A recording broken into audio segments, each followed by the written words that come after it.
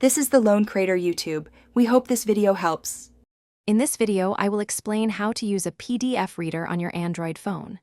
First, ensure you have a reliable PDF reader application installed from your device's App Store.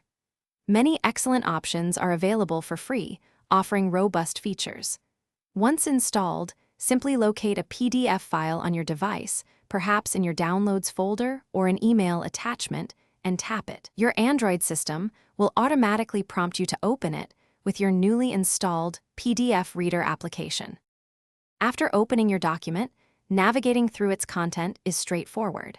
You can effortlessly scroll up or down with a simple finger swipe to move between pages. To examine specific details more closely, pinch two fingers together or spread them apart on the screen to zoom in and out. Most readers also offer a page view option, perhaps showing two pages side by side or a continuous scroll mode, which you can typically find in the viewing settings. Making notes and highlighting important sections enhances your reading experience significantly. To highlight text, simply long press on a word and then drag the selection handles to cover the desired passage.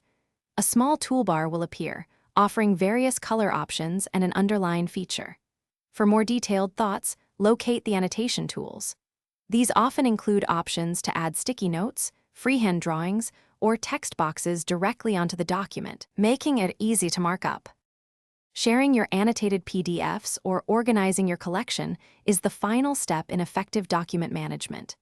After making your desired changes, look for a share icon, typically 3 dots connected by lines, or an arrow pointing outwards.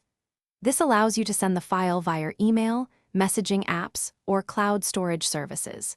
Many reader applications also include basic file management features, helping you create folders or rename documents for better organization directly within the app itself. Thanks for watching. Consider subscribing if we helped you.